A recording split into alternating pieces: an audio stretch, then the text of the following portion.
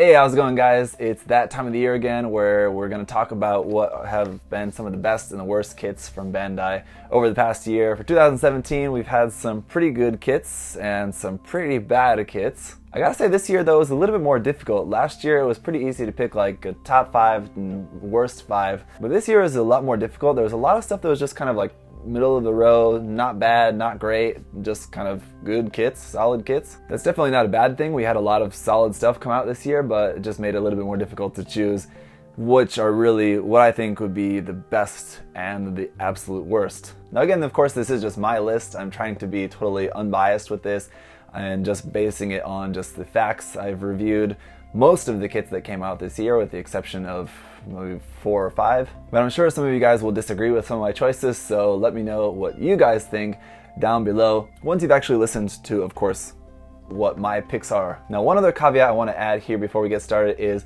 I'm going to be talking about things like articulation, stickers included with kits, seam lines on kits, things like that. Now, before you guys get into the comments saying like, oh, a real modeler doesn't use stickers, or seam lines, of course you have to expect seam lines on an HG kit. Before you go getting all like high and mighty and all of that, just remember, I'm basing this on exactly how the kit comes just straight out of the box. So of course, anything that could be counted as a negative of any kit could be nullified by just modeling skills. You could have the absolute worst garbage kit in the world and you just put a ton of work into it and you can make it into something amazing. So I'm only basing this on exactly how the kits come out of the box. Otherwise, we might as well just say this stack of plot plate and putty is the best kit in the world, because with the amount of skill and time, you could turn that into something completely amazing. So now that we've got that out of the way, and I've hopefully preemptively prevented about half of the smartass comments down below, let me just get into what are my considerations for the worst kits of 2017. And I suppose some of these probably aren't going to come as too big of a surprise to you guys. So the first one I've got here is the SD BB Senshi Barbatos Lupus DX. So this kit retails for 12,000 yen, and that's pretty cheap, but I think for people who are into SD kits, the whole fact that Bandai reused the SDX standard kits in just the regular BB Senshi line as well for the Barbatos without making a proper SD Barbatos that would have been nicer. A lot of people just really didn't like the SDX standard line for good reasons. The kits are really cheap, and that's kind of what they're meant to be, but that doesn't really make them very nice models. It's just straight out of the box. They're super sticker heavy, a lot of empty spaces. The weapons and accessories and things like that especially don't look very good. So had this been kept in the SDX standard line as like a deluxe SDX standard kit, I probably would have judged it a little bit differently, but because they released it in the SD BB Senshi line, it's going up against other BB Senshi kits and kind of the standards that we come to expect from that line, and this kit is just not up to those standards. That being said, on a personal note, I do think that the SDX standard kits do look good in terms of their proportions and details. They just take a lot more work. The next one here is the HG Build Fighters Star Burning Gundam. This one retails for 1,600 yen. 14 HG Build Fighters kits came out in 2017, and this is one of the couple that I didn't review. And that was just because this just looked like the HG Build Fighters Scramble Gundam all over again for me, where it just seemed really super cheap. Bandai just really pushed it out, didn't put any effort into it at all, and that was just really apparent to me if you just look at just the overall look of the kit itself and then the accessories as well. I mean, I know the articulation and everything of the kit is probably pretty good because it's using some of the same parts as the other kits in like the build burning and the try burning and things like that. But the kit straight out of the box just looks so basic and lacking in color separation and details and everything like that. It just looks really looks like a toy. So I avoided that kit. I think a lot of people avoided that kit. I can't imagine the sales numbers for that kit are very good. The design I think was a cool idea because it's basically like a mashup of like design aspects from the Gundam Mark II mixed with design aspects from like the Shining Gundam or Rising Gundam, one of those two, kind of like that. So it seems like a kind of cool idea, but it just, yeah, Bandai, you can tell they didn't put much effort into that one. The next one here is, again, from Gundam Build Fighters, unfortunately, is the high-grade Build Fighters Chinagai. So the Chinagai retail for 2,100 yen. And I think with this just kind of got to the point where these kits are just not getting any better, and this one I think was almost actually worse than the Super Fumina kit, I think, in some ways. if you go back and watch my reviews, I actually thought that in some ways this kit was a little bit better than the Super Fumina, but where this one failed for me is just that I expected a lot more of it. I expected Bandai to be kind of making some progress, and just certain things about this kit. The fact that you have two different options for the glasses and neither of them are very good. One of them is just a solid clear piece that you have to use a sticker on, or the other one is a rubber piece that just really looks like a piece of soft rubber. Also, I said I wasn't really going to consider too much of the painting aspect of it, but one thing that I find really annoying about these kits is their use of soft rubber parts when it's completely unnecessary. Even if you aren't going to paint, it's virtually impossible to sand those soft rubber parts, so if you mess up in any way while slicing the nub off of those parts, then you just have an ugly gouge in them. They're just impossible to really do anything with. They're just not necessary at all. But then that brings us to what I chose here for the worst kit of 2017, and it's not really going to come as much of a surprise for you guys that it's the HG-UC Tristan. Now, I have been obviously as you guys know, a big supporter of not calling this kit complete garbage, but it's by no means a good kit, and it's definitely deserving of the worst kit of the year. I still maintain that it's not completely a worthless kit by any means, but just the fact of how lazy this kit was and how much this kit really seems like it should have been coming out in like 2001 and it's 2017. Again, just straight out of the box, the details are not really good on this kit. The proportions are not that good. The articulation is horrible. The seam lines are bad. It's got seams all over the place. Not super sticker heavy, but it's just a really boring looking, bad looking kit just straight out of the box. Again, it looks like it's something from like the year 2001. Now, I'm sure there's some people out there who like that particular look and style of a kit. It does sort of have its own kind of style, I guess you could say. But amongst some of the other high-grade kits that we're getting this year, especially some of the other high-grade UC kits that we're getting this year and how good they were, in comparison, this one is just doesn't even come close to that. It's just kind of disappointing, and I think that was just kind of the big thing, because I remember when I first saw the prototype of that Gundam, I thought, that looks like a really cool design, and then it looks really awesome in the anime as well, but then just the kit just doesn't capture that at all. It was just sad.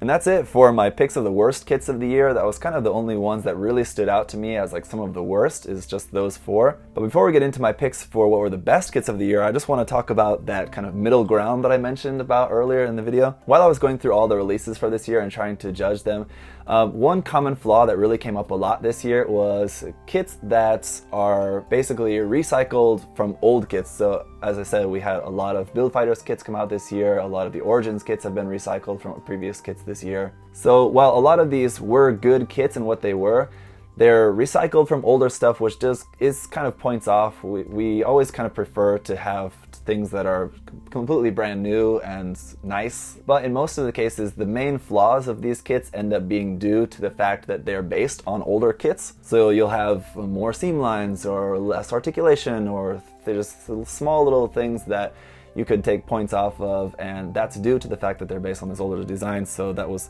points off for them. Or just the fact that they weren't completely original. I think for kits that are completely original, those just get kind of bonus points in my mind. So here's just a few honorable mentions of kits that I thought were quite good, but they were based on older stuff, so that kind of disqualified them a little bit in my mind from winning like some of the best kits of the year. The HG, the Origin Gun Cannon, mobility / firepower test type, fantastic kit. The HG Build Fighters, amazing Strike Freedom. I really like that kit a lot. Actually, I definitely prefer that over just the regular HG Strike Freedom Revive kit. The HG Build Fighters Lightning Black Warrior, again, a very small difference from the original kit, so it's definitely not going to win one of the best kits of the year, but is a really, really good kit, and I think just the small addition to it did make that really good kit even better. And then same thing here for a couple of more recent kits, the Reversible Gundam and the Cherubim Gundam Saga, also both from Gundam Build Fighters, both really good kits that I enjoyed quite a lot. So fantastic kits, all of those, definitely worth picking up. And then HG Iron Blood Orphans, it was all just kind of a wash among those as well. Pretty much all of them were really nice kits. Nothing really stood out as like really spectacular this year though. They all kind of have the same pros and cons. They're all really nicely detailed, really nice articulation, but on the opposite end, they have a lot of seam lines and a lot of stickers and things like that, and they pretty much just all kind of evened out for me. A couple of honorable mentions of kits that I personally liked a lot were the Barbatos Lupus Rex. That's a really fun kit just because of the weird design and cool gimmicks.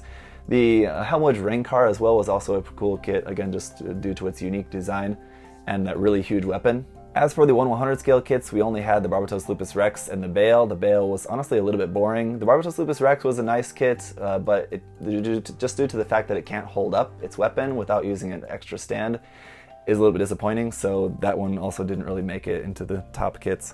And then just one other thing about the HD Thunderbolt kits, they also just kind of evened out because they're really cool designs and really nicely detailed kits, but they all just have the same kind of flaws, a lot of stickers, a lot of seam lines and things like that, so those also just kind of evened out for me. But now, at long last, what you guys have been waiting to hear, the best kits of 2017. Here's a few honorable mentions first. The Master Grade Justice Gundam coming in at 4,800 yen. Really, really fantastic kit. It's more than half new. It's probably 2/3 new, but it is using the same frame from the Master Grade Freedom 2.0, which came out last year, so that was kind of points off for it.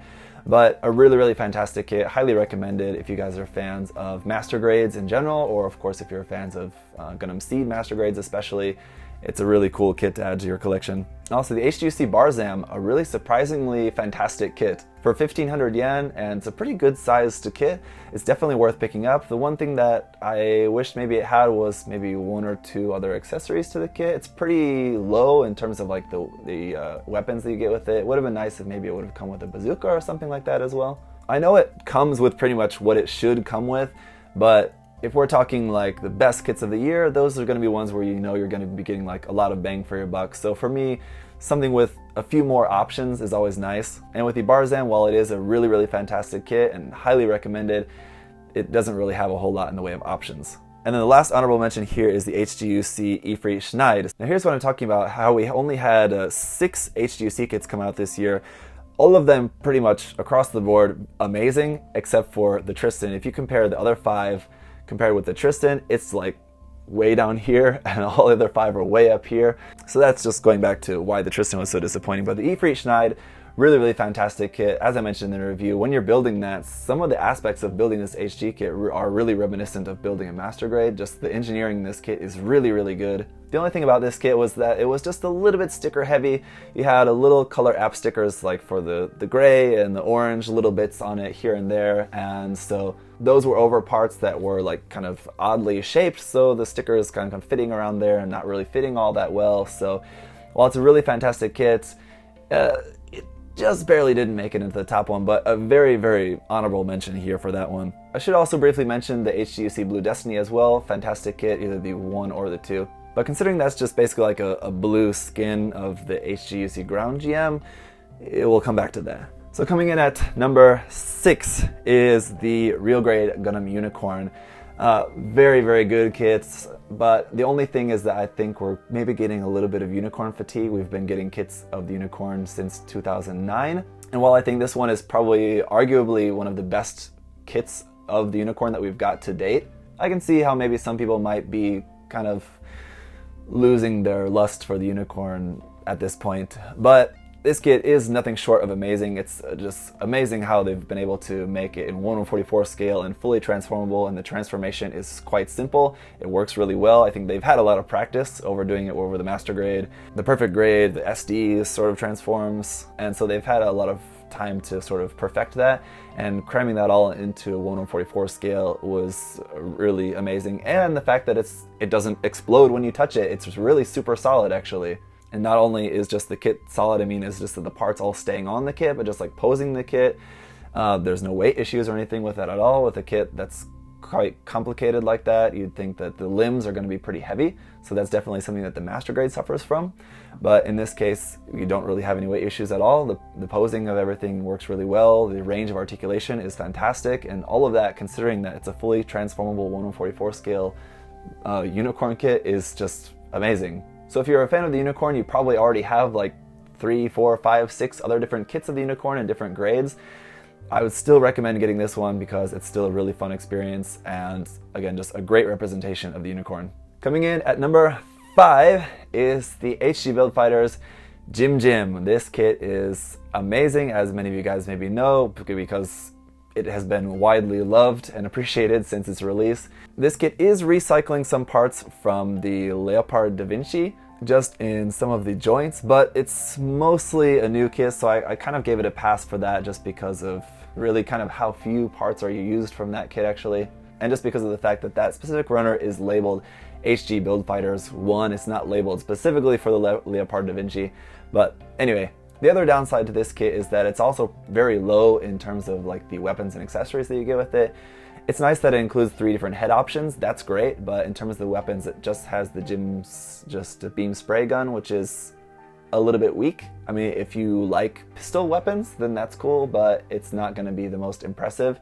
It also has the shield and the beam saber, but again, those are pretty much standard pack-in weapons for any EFSF style mobile suit. So with this kit, the details are amazing, the articulation is amazing. The price also pretty good, 1600 yen. I think it could be actually a little bit cheaper than that, but just the versatility I think is the best thing about this kit. We've already seen a bunch of different customs of it, and I'm sure we'll see many more over the next few years. As you guys are probably very well aware, I'm using that in sort of my Tristan Gundam project, and it would probably be a pretty cool idea to maybe do a contest next year of like custom Jim or like just any sort of like custom building contest using a Jim. Be a good idea, I suppose. But anyway, just a really nice high grade and highly recommended. If you guys haven't built one, I would recommend picking up 1 or 2 or 3. Number 4 is the Master Grade Double Zeta Verka, something that I didn't think I would end up liking as much as I did, just because I don't really like the Double Zeta particularly that much, but this kit is really good. This is another thing I think as well. It could have been a big mess, but it's quite solid and it actually works really well. It's fully transformable. You can transform it into multiple different modes and everything like that, and it's not a complete hand grenade. Everything's nice and solid. You can even transform it back and forth, and it just still works really well. The fact that this is a Verka means that it comes with water slide decals, so that's good. The details and everything on it look fantastic. You've just got all these little details everywhere on there. Just throw some Panaline wash on there, some top coat on there, and the decals, of course, and you'll have a really nice looking kit. Another little thing was just the addition of the silver plated parts for just a little bits of detail here and there. That also adds a nice little effect to it. And the other thing is the price. 6,000 yen means it's not cheap, but it's cheaper than what I was expecting it to be. So I think that price is very fair for what the kit is. It's a pretty good sized kit, and for everything that you're getting in there, I think it's definitely worth it. Now we just have to keep our fingers crossed that we'll get a full armor set for that, hopefully next year. Then coming in at number 3 for the bronze medal is the HGUC Gym Grounds type. So as I mentioned before, the Blue Destiny, also a very good kit, but it's basically just a different skin of this kit. So this kit is actually the cheapest on our top best kits. It's 1,500 yen. Very much worth the price. It does have a few stickers, but really not that much. Its detail is amazing. Proportions, great. Stickers, pretty minimal. Steam lines, very minimal. Weapons and accessories, very good. It's got the shield, which can stand up. It has the machine gun. It has the bazooka. It has the net launcher, a super cool, unique weapon. If you're a fan of HG kits, it's worth it. If you're a fan of GMs, it's really worth it. If you're a fan of the 8th MS team, it's really worth it. If you're just a fan of just nice kits in any way, I would definitely recommend picking up one of these. And with this being a high grade and it having a pretty good amount of details, it's really nice, but you can definitely go in and add some more details into that. I think you could make it look really cool. And again, everything that you're getting in there with all the weapons and accessories and just the overall quality of the kit in general, for that price, I think you pretty much have to at least check this kit out. But then of course that brings us to the number 2 kit, and that is going to be this kit right here, the Perfect Grade Exia lighting model. Now I'm making this as the lighting model because I really just can't imagine this kit without the LEDs. I think you would still have a really nice Perfect Grade kit, but for the number 2 spot on this list though, I'm going to give that to the lighting model just because I think that's the best version of this kit. This kit just really shines literally and figuratively when you have the LED is set installed. If you guys watched my review of that, the LEDs are just really fantastic. They look so cool. The kit in general is just really nice. Now of course the biggest downside to this kit and the reason why it's not in the number 1 spot on the list is just the price. The LED units bumps up the price dramatically, and so for the lighting model it's 32,000 yen for that, so over $300.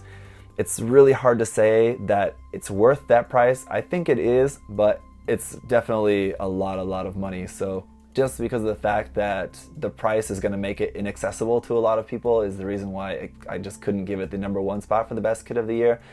But I think it is definitely probably at least tied for the number one best kit of the year. It's such a good looking kit, and everything that comes with it is really nice.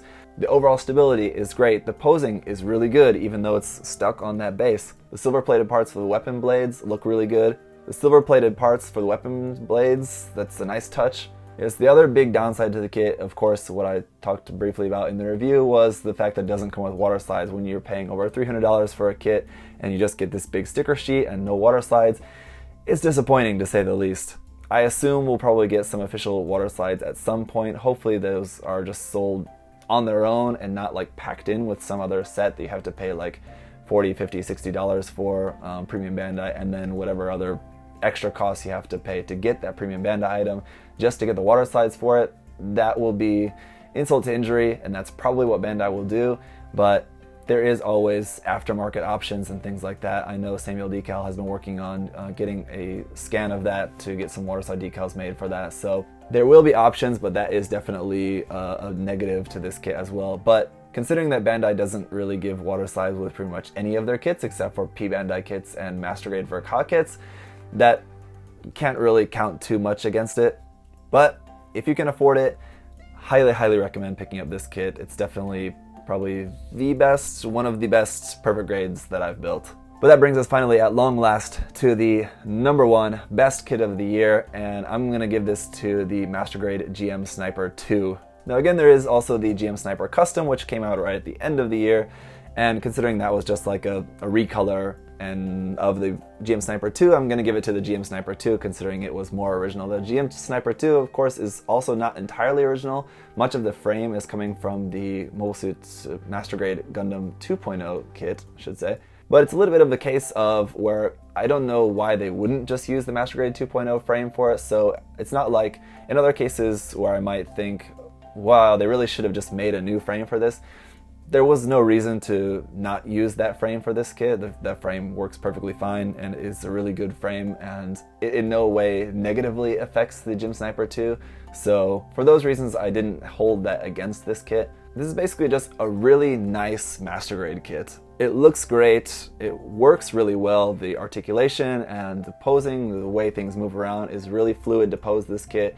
It looks good in pretty much anything, any pose that you put it in. Some parts of the kit are specifically engineered for some of the poses you're supposed to put it in, like the sniping pose, the neck is specifically engineered to be able to bring the head farther forward. The weapons, you get a pretty good spread, you get the standard stuff, again, shield, beam saber, things like that. Then you get just the submachine gun as well as that really cool sniper rifle as well. So you've got some cool options to work with. And maybe one of the best things is that it's relatively cheap. It's 3,800 yen. That's less than $40 for that. So that's definitely on the low end for our Master Grades coming out these days. So kind of the standard Master Grade price has been between $40 and $50. So for it to be under $40 definitely makes it a really worthwhile kit to pick up. And I think it's because that kit is so good is why we're seeing other different variations coming out for it. Like we have the GM Sniper Custom, and then we have the GM Command coming out next month, and then I'm sure we'll see other versions coming out, and that's of course not including P Bandai kits, but obviously if you hadn't noticed by this point in the video, I'm not including P Bandai kits in the list because obviously. So yeah, as you guys might imagine, one question that I tend to get pretty often is recommendations for kits. And when people have asked me for kit recommendations, the GM Sniper 2 has been one that I've very frequently recommended for people this year. So if you're just wanting like a really nice, good, solid Master Grade without breaking the bank, then definitely pick that kit up. Or again, if you prefer the look of the GM Sniper Custom or the GM Command, there's other options as well. It's pretty much the exact same kit, just a little bit different colors, a little bit different details, and a little bit different weapons. So those are my picks for the best and worst of 2017. What did you guys think? Overall, I think we've had a pretty good year. There's been a lot of Premium Bandai kits out this year, and I think that has been kind of one of people's biggest complaints. I think I've seen much more complaints about kits being released as P Bandai than people complaining about the quality of the kits that we're getting out. So all the kits that we're getting have been generally very good for the most part, so I think that's something to not take for granted. So with that, again guys, let me know what you think down below. If you disagree, which I'm sure some of you will, you can let me know in the comment section, and I'll just say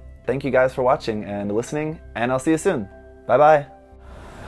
Thanks for watching.